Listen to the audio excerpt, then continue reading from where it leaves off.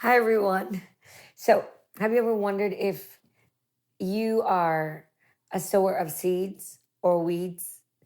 Well, maybe you didn't wonder in those real terms, but recently that's what the Lord's been asking me. Because everyone in this world, wherever they are, wherever you are, whoever you are either sowing weeds or you're sowing seeds. What you're sowing is only determined by the fruit that you're bearing. So a long time ago, I heard this really interesting story from a guy named Tim Redmond. Anyway, by the way, my name is Pastor Sharo. This is the Preacher Go podcast. I'm so glad you're here today. And this short talk that we're gonna have, I hope, is gonna give you the courage to get up and go do what God called you to do. Because I believe that if God calls you, then nobody can uncall you. That means there's something that you're supposed to do in the earth, and you're probably not doing it because you're lazy, or you're scared, or because 100 people told you that you couldn't do it, or you don't have the resources available, or you don't have enough time, or a million other very valid excuses and reasons. So today I just want to tell you that you're sowing something whether or not you're trying. It's either a weed or it's a seed. Because when God created the heaven and the earth, recently that's been in my spirit so much that the first thing that God is recorded to have done is what? Create. In the beginning, God created is in Genesis chapter 1 and verse 1. It is the first recorded act of God to create something. And the Bible says that when God created, you know what he did? When the earth brought forth plants, all those plants had their seed in them. All the trees had their seed in them. The fruit, seed in them. Humans, seed in them. And that means that we are supposed to be creating whatever we create will have in it intrinsically a seed, or it will just be a weed. What's the difference? Weed do not bear fruit. Weed cannot bear fruit. Weeds can reproduce, but they don't reproduce fruit. They reproduce more weeds. And for some of you, I'm talking to my broke girls out there. Any broke girls, say amen. Okay, or maybe just girls who don't have enough money, or you're always living from paycheck to paycheck. I know it feels like I've been talking about this a lot. It's just because the Lord told us very recently that we've entered a season of blessing, and I am determined that somebody around me is going to be blessed, and when I see it happening more often and more frequently, then I'll stop talking about it. So yesterday I found $40 on my car seat, on my driver's side of my car seat. You're thinking it fell out of your pocket, Pastor Sharo, but it didn't, because I didn't drive my car on Sunday. I rode in the passenger seat. And so you're thinking, well, the person who drove your car must have left it, but she didn't. And so this is the fifth or sixth day in a row that I'm finding money somewhere, or finding a check that I forgot to deposit from years ago. And I really feel it's time that somebody else shares in the wealth. One person sent me a text message all the way from California, and she said that she sewed into the Hope NYC toy drive, and she got $10,000 the next day. And this is just one. That's the one I got 2 days ago. But every day somebody writes me and says, I really entered a season of blessing. One of my Hope daughters went home today from work and sent me a picture that said, thank you, state of New York, because she got a check in the mail from the state of New York with money on it. And if you live here, you know that's pretty impossible unless there's a stimulus check involved. But that's because when you come to expect the blessings of God, they chase you down, they run you down, they take you over, you can't stop it. The devil doesn't like it. He'll come to punch you in the gut, knock the wind out of you, take your joy away, cause you to feel depressed, but it doesn't matter. Jesus is bigger than him. Anyway, so I heard this story. I read it actually in Tim Redmond's book about being creative, and this is what I want to tell you. I'm talking to all my creatives out there. That's those of you that can bake, those of you that can shoot pictures, those of you that can sing, those of you that can recite poetry, write books, paint your nails, comb your hair, comb other people's hair. In other words, that's all of us. Every single one of us. I hear people say, I'm not the creative type. That is garbage. Everybody is the creative type. Even if all you could create are mud pies, you are the creative type. And Tim said this, and I thought it was so cool. He said, have you ever been driving down the road and you see a homeless person with a sign and it says, "Will work for food"? And as a Christian, you're thinking, oh my gosh, poor guy. Poor guy. He's not even trying to work for money. He's just trying to work for food. You know, what should we do? And as a Christian, you're thinking, what is the right thing for me to do for the will work for food guy? And he said this. He said, what if that guy changed his sign from will work for food, this is hypothetical, to a sign that said advertise here? As the Christian in the car, what emotion would that evoke from you? Wouldn't that be a little more interesting to read than a will work for food? Advertising. I would crack up. I'd give him $1 just for that, you know. But then he said, what if somebody did advertise there and decided this guy's going to stand outside for 8 hours anyway? I'm going to give him a sign that says car wash for my business and pay him $50 to do it. He's going to be out there all day anyway. What if he gets 3 of his buddies and says, I'll pay you $30 to just hold this sign up? And then he gets $20 from all of them. And then the snowball effect starts happening where just because he was a little bit creative with the sign that he was holding up, instead of will work for food, it said advertise here. It could become a business for him. It could become a way that he could take a nothing idea and make it something. You know, the Hebrew word for work actually means to practice your self-worth or to find fulfillment. Isn't that crazy? The word literally means to find fulfillment. So when God told Adam to work the soil, to work the garden, he was actually saying, find your fulfillment in taking care of this stuff. And that's a big deal. It's why people who don't work, who wait for handouts, who wait for charity from others, who work as little as possible, really will not succeed in life. The Lord cannot bless it. He will not bless it because that's not how fruitfulness works. That's how weed works, right? So that wasn't the story. Here's the really, really, really, really, really great story. It's a true one. So this Fortune 500 executive, female, she was making well over in the high 6 figures, right? She was a business executive in a huge company in Wall Street. And when the layoffs happened, I think it was in 2018, she lost her job and she was just desperate. And she's in her cul-de-sac. She's walking in the morning and she's praying. She's a woman of God. And she's asking the Lord, you know, what is she supposed to do? And because most Americans, whether they make 6 figures or 4 figures, they only live paycheck to paycheck. They save enough maybe for 1 month cushion, but not anything extensively. So it had been about a year since she had lost her job and she was, you know, living off her savings and stuff like that. But on her walk this morning, on this one morning, she walks past this grocery store and she thinks, you know what? I'm just going to go in and get a grocery store job. So she went in and she filled out an application and left out all of her resume. She left out all of her overqualifications and just applied for a stalker job or whatever. The job she got was nighttime cleaning lady. That was the job. And she took it. And a former Fortune 500 executive took a job mopping the floors of a supermarket. But when she got there the first night and she took one look at the greasy, grimy, gooey floor, something in her that made her who she was on Wall Street, it rose up inside of her and she got on her hands and knees with bleach and she cleaned the entire floor of the grocery. And then with 2 hours to spare, she tackled the bathrooms. And every night she would come in and do the same thing. And of course, the next day, everybody in the grocery store noticed. And she didn't even know that the bathrooms was the morning shift's job to clean the bathroom. She just did it. And she did it for about 4 weeks and was going into the 5th week when the manager asked her, what is happening? What are you doing? And you know what? All she was doing, she said, was cleaning the floors as unto the Lord. She thought to herself, if Christ had to walk in on his bare feet, how clean would I want these floors to be? And that's how she cleaned it. And as she went into work on that 5th week, she thought to herself, you know, maybe I could start a business cleaning the floors because there were 20 restaurants in that grocery stores in this chain, just in her city.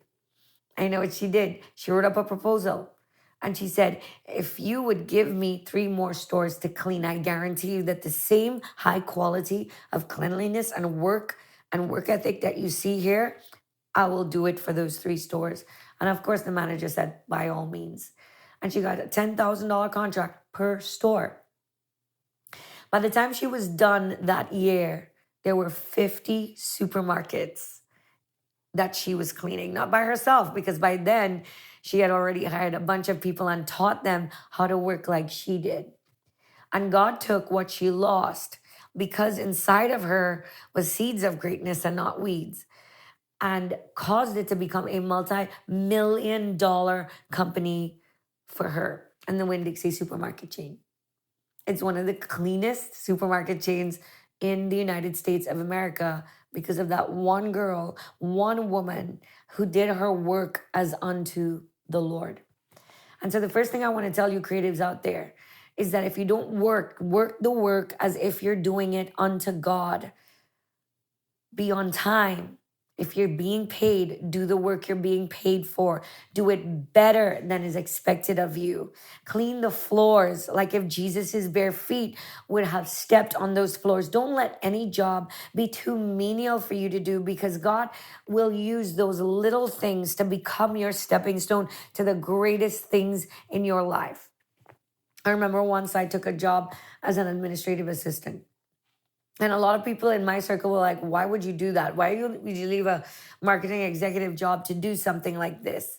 To go and, which not assistant is not a bad job. Of course, it's an awesome job. It's just that I had an assistant. And now to be an assistant felt like it was stepping down to a lot of people. But it was in the interim between Texas and New York. And there's no way I could sit at home and do nothing. I was like, Lord, there are too many gifts and too many abilities in my belly to just stay home and do nothing. Plus, I have to earn money to feed my family. And honestly, I had a family of 2, but it didn't matter because that's how my brain is wired. And so I went to be an assistant, and the job was offering in the low 30s. And for the year, which in Houston is still a very sizable income. In any city that is not New York or California, it's probably still a very good income, but it was a lot of work. And the assistants are not like our assistants today and our assistants in New York. We got there at 6 in the morning and we stayed till 9 if they needed us, and did everything, And I remember the day that I went to tell my employer that I was leaving to come to New York to preach the gospel. After he laughed at me, shamed me, cussed a little, and he said, I'll give you $90,000 to stay. And I said, why didn't you offer me this last month, when I asked for a raise? And he's like, because I didn't know you were planning on getting up and leaving. Now, by the time I had left, it had only been 6 months that we worked there. I worked there, but God had used that same job to double my paycheck over and over and give me such incremental raises. Why?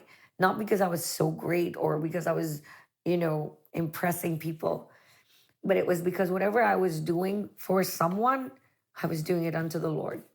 I did it as if my Jesus was the one who's going to grade it. And I can tell you this, every sermon I preach, every cake I bake, every class I teach, every podcast I do, it doesn't matter what it is. Every class I teach when I'm teaching 7-year-olds, I'm going to do it as Jesus is grading me.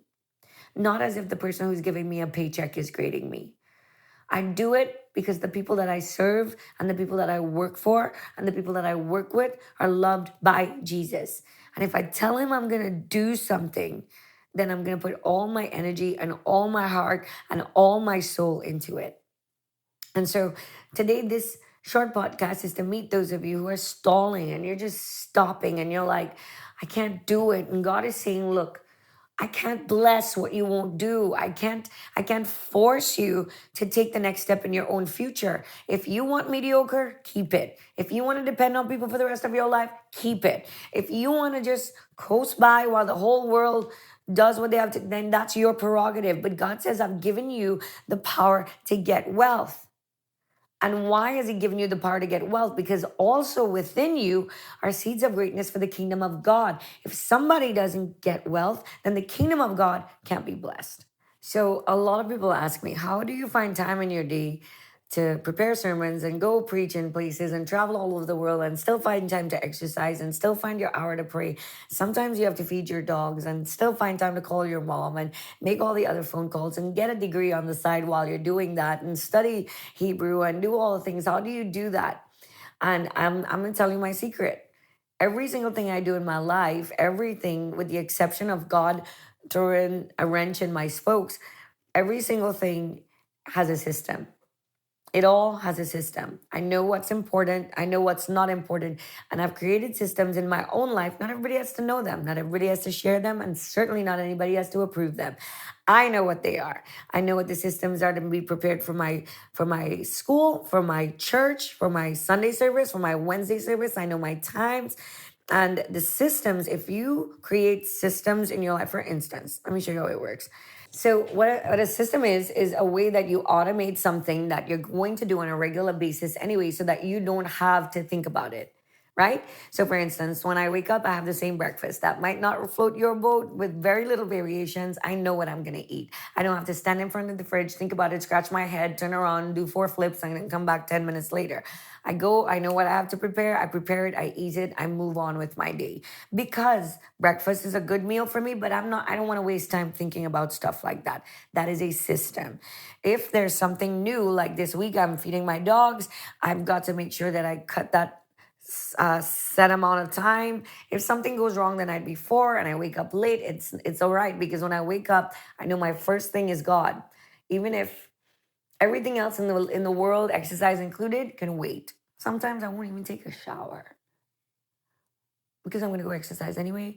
But I'll pray. I must pray. At night, I'm not falling asleep unless I write down what I'm grateful for, unless I think about the day and I thank God for the good things of the day. Some things are more important than other things. After I say goodnight to everybody I have to say goodnight to, God is the last person I'm going to say goodnight to, and the first person I'm going to say good morning to. But it's a system. You might say, well, that's rote, that's automated, that's, it's not just that, it's important. You mightn't believe in this because you got your own system, but you know why I do that? Because that's what God did. Do you know that when He created the moon and the stars and the sun and the planets, they are a system? It's a solar system, but still a system. Do you know your lungs and your trachea and your nose, and it is a system? Your pulmonary system, everything in your body, your central nervous system, it's systematic. It was created by God to function on its own without Him having to crank you up and start you every morning. You are a whole body and a creative being of systems. And that's why I believe that God wants us in our lives to be the same way. When systems are healthy, especially in a thing like a church, and trust me, in my church, there are many unhealthy systems. I won't lie. There are many healthy systems as well. Unhealthy systems, there's no communication. There's no approachability or accountability. Those things are dying systems, but still systems, like, that one planet that's no longer a planet. Might have been a part of the system, but it's only temporarily so. Healthy systems create other systems that work in synergy with the systems that already exist. Right? I hope that makes sense. So, what does that mean for you? It means that if you create ways to do the things that are simple, ordinary, and regular in your life without having to think about those things, it doesn't take up as much time. It won't take you 5 hours to get going in the morning. You won't be late for every single appointment that you have to go to because you have zero respect for anybody's time or anything like. You will start to develop the parts of you that God can actually bless. If you don't have the time to focus on the things that God put inside of you when He called you creative and when He created you, then you get zero opportunities to get wealth. All the wealth you'll ever have is that check you collect every month, as long as you have a job. And that's not God's plan. I don't think it's God's plan. I'm not saying everybody's entrepreneurial, but I'm saying, okay, even if your job is it, you've worked, you've got a degree, you've got a job in your field because that's why you go to school, and you are now earning an income. You're working hard, so the people are seeing that you are worth what you're being hired for, and you're getting promoted. What is your system for saving?